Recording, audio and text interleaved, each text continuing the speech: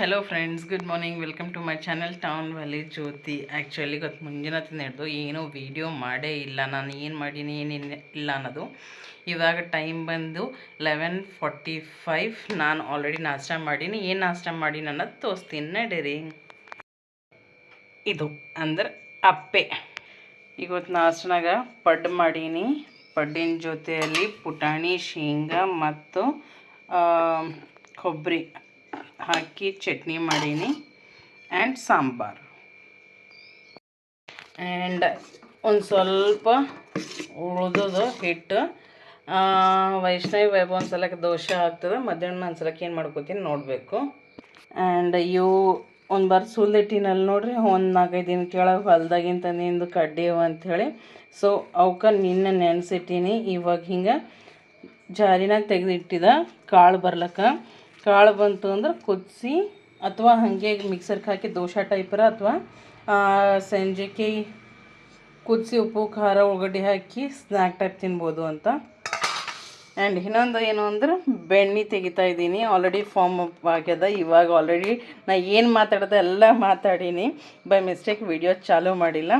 So ಬೆಣ್ಣೆ ready ಆಗ್ಯದ friends. ನೋಡ್ತಾ ಇದ್ದೀರಿ ನೀವು ಎಷ್ಟು ಚೆನ್ನಾಗಿ ರೆಡಿ ಆಗ್ಯದ ಅಂತ ನೋಡಿರಿ. ವಾರಕ್ಕೊಂದು 2 ಬರ್ತ್ ಈ ಥರ ತೆಗ್ದು ತುಪ್ಪ ಕಾಸ್ಕೋತಾರೆ. ಮಿಳ್ಳಿಯಕ್ಕೆ ಬರ್ಲಿಕ್ಕ, ಅರ್ಧ ಬಟ್ಟಲಿಕ್ಕೆ ಬರ್ಲಿಕ್ಕೆ, ಫ್ರೆಶ್ ಆಗಿಂದಾಗಿ ಅಂಥೇಳಿ. ಸೊ ನಾನು ಒಂದು ಬಲಿ ಅಂದ್ರೆ ನಮ್ಮ ಅತ್ತೆಯವ್ರ ಬಲಿ ಇದೆ ಕಲಿಬೇಕು ಅಂತ ಅಂದ್ಕೋತಾ ಇದ್ದೀನಿ. ಅಟ್ಲೀಸ್ಟ್ ವಾರಕ್ಕೆ 1 ಬಾರ್ 2 ಬಾರ್ ಬೆಣ್ಣೆ ತೆಗೆದು ಕಾಸ್ಕೋಬೇಕು. ಯಾವಾಗಿಂದ ಫ್ರೆಶ್ ಚೆನ್ನಾಗಿದೆಯಲ್ಲ.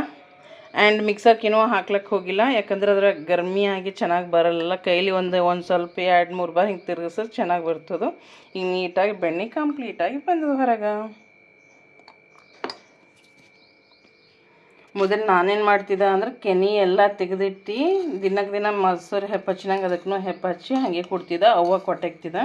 ಯಾಕಂದ್ರೆ ಗ್ಯಾಸ್ ಮೇಲೆ ಕಾಸ್ಲಿಕ್ಕೆ ಟೈಮ್ ವೇಸ್ಟ್, ಗ್ಯಾಸ್ ವೇಸ್ಟ್ ಆಯ್ತದಂತೆ. ಅವ್ವ ಕೊಟ್ರೆ ಅವ್ವ ಕಾಸ್ತಿರು. ಇವಾಗ ಏನು ಮಾಡ್ಲತ್ತೀನಿ ಅಂತಂದ್ರೆ ಒಂದು 3-4 ತಿಂಗಳಾಯ್ತು ನಾನೇ ಕಾಸ್ಕೋತಾ ಇದ್ದೀನಿ. ಯಾಕಂದ್ರೆ ಅಲ್ಲಿ ಕೊಟ್ಟು ಮತ್ತು ತೊಗೊಂಡ್ಬರೋ ತನಕ ಏನಾಗ್ಲತ್ತದ ಅಂದರೆ ಇದು ಅಳಸಿರ್ತದೆ ನೋಡಿರಿ, ಪೂರಾ ಅರ್ಧವಲ್ಲೇ ಚೆಲ್ಲೋಗ್ಲತ್ತದ. ಟ್ರಾನ್ಸ್ಪೋರ್ಟ್ನಾಗ ಬರ್ತಾನೆ ನೋಡಿರಿ ಎಷ್ಟು ಚೆನ್ನಾಗಿ ಬಂದಿದೆ. ಸೇಮ್ ಅವ್ವ ಮಾಡಿನಂಗೆ ರವ ಬಂದದು. ನಮ್ಮ ಅತ್ತಿನೂ ಇದೇ ಥರ ಕಾಸ್ತಾರೆ, ನಾನು ಅದೇ ಥರ ಕಾಸ್ತಾ ಇದ್ದೀನಿ. ಬರೀ ಫ್ರೆಂಡ್ಸ್ ಹೊಸ ಮಜ್ಜಿಗೆ ಕುಡಿಯೋರಿ. ನಂಬಲ್ಲಿ ಅವ್ವ ಯಾವಾಗ ಭೀ ಫ್ರೆಶ್ ಆಗಿ ಮಜ್ಜಿಗೆ ಮಾಡ್ರೆ ಹೊಸ ಮಜ್ಜಿಗೆ ಅಂತಾರೆ. ಸೊ ನಾನು ಭೀ ಅದೇ ಥರ ಅಲತ್ತೀನಿ. ಬರೀ ಹೊಸ ಮಜ್ಜಿಗೆ ಕುಡಿಯೋರಿ. ಒಂದು ಸ್ವಲ್ಪ ಬೆಣ್ಣೆ ಇದ್ರೆ ಟೇಸ್ಟ್ ಇರ್ತಲ್ಲ.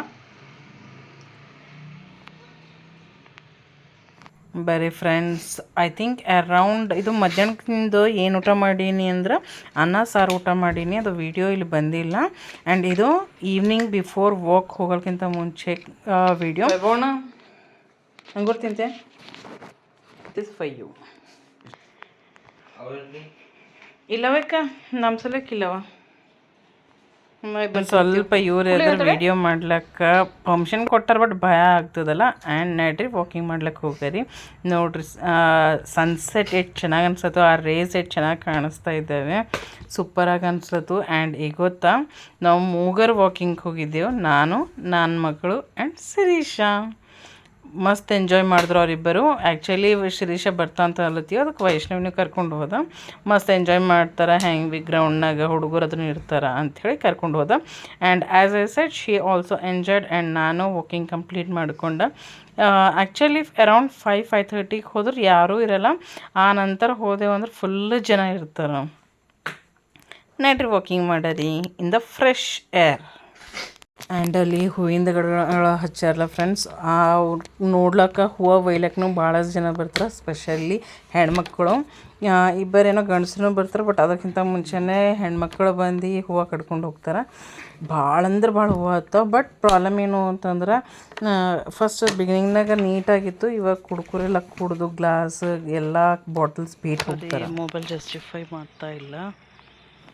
ಅದೊಂದು therapy friends. Multi colours, nature and sun ಇವೆಲ್ಲ ನೋಡಿ. ಆ್ಯಂಡ್ ಸ್ಪೆಷಲಿ ಇಂಥ ಹೂವುಗಳು ಫ್ರೆಶ್ ಏರ್ ನೋಡಿ ದಿಲ್ ಗಾರ್ಡನ್ ಆಯ್ತದ. ಆ್ಯಂಡ್ ಸನ್ಸೆಟ್ ನೋಡ್ರಿ ಎಷ್ಟು ಖತರ್ನಾಕ್ ಕಿರ್ರಾಕದ. ಮನೆ ಹೂವು ಕಲರ್ ಹೂವು. ಆ್ಯಂಡ್ ಮಕ್ಕಳು ಎಲ್ಲ ಆಡ್ತಾ ಇದ್ದಾರೆ.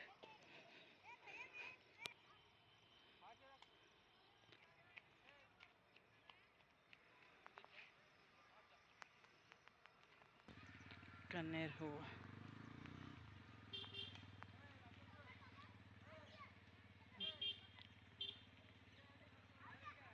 ಆ್ಯಂಡ್ ಈಗ ಗೊತ್ತಾ ಫೆಬ್ರವರಿ 27th ಫ್ರೆಂಡ್ಸ್, ಅಂದ್ರೆ ನಮ್ಮದು day 14 of 15 days weight loss challenge. ನೋಡ್ತಾ ನಾಳೆ ಒಂದಿನ ಆಯಿತು ಅಂದ್ರೆ ನಮ್ಮ ವೆಯ್ಟ್ ಲಾಸ್ ಚಾಲೆಂಜ್ ಮುಗೀತು. ಆ್ಯಂಡ್ ನಾನು ಅಂದಿನಲ್ಲ ನಿಮಗೆ, ನನಗೊಂದು ಸ್ವಲ್ಪ ಪೇನ್ ಆಗ್ತಾಯಿದೆ, ಫೀಲಿಂಗ್ ಲತಾರ್ಜಿಕ್, ಒಂದು ಸ್ವಲ್ಪ ಸ್ಟ್ರೆಸ್ ಅನ್ಸತ್ತದು ಅಂತ. ಸೊ ಅದ್ರ ಸಲುವಾಗಿ ನಮ್ಮ ಫ್ಯಾಮಿಲಿ ಡಾಕ್ಟರ್, ನಮ್ಮ ಮಗ ಅವ್ರದ್ದು ಫ್ರೆಂಡ್ ಅವ್ರ ಪಪ್ಪ ಡಾಕ್ಟರ್. ಸೊ ಅವ್ರಿಗೊಂದು ಬಾರಿ ಕನ್ಫರ್ಮ್ ಮಾಡ್ಕೊಂಡಿನಿ ಯಾಕೆ ಈ ಥರ ಲತಾರ್ಜಿಕ್ ಅನ್ಸುತ್ತೋ ಅಂತ.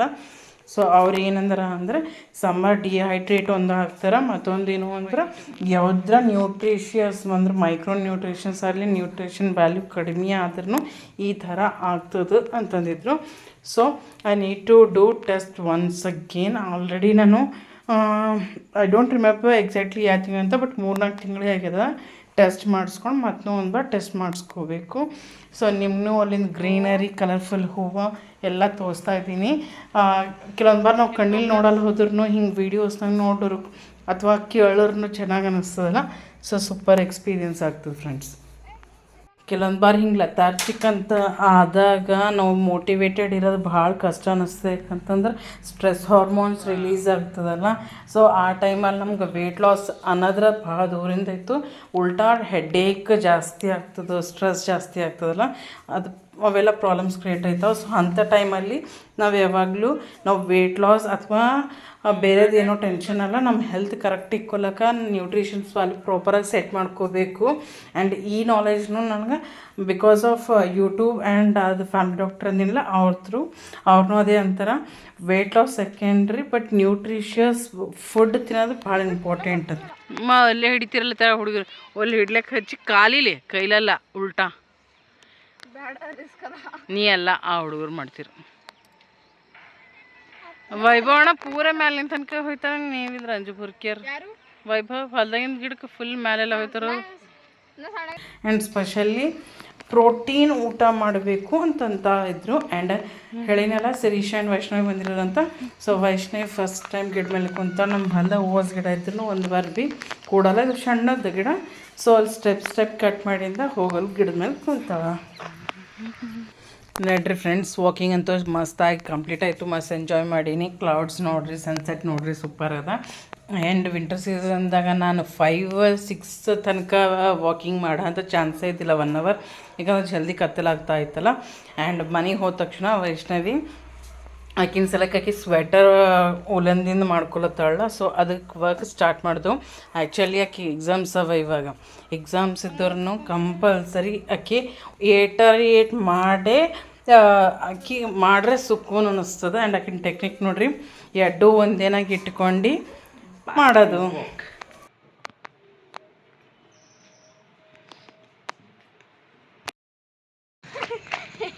ಯಾಕೆ ಚಿಡಿ ಚಿಡಿ ಚಿಡಿ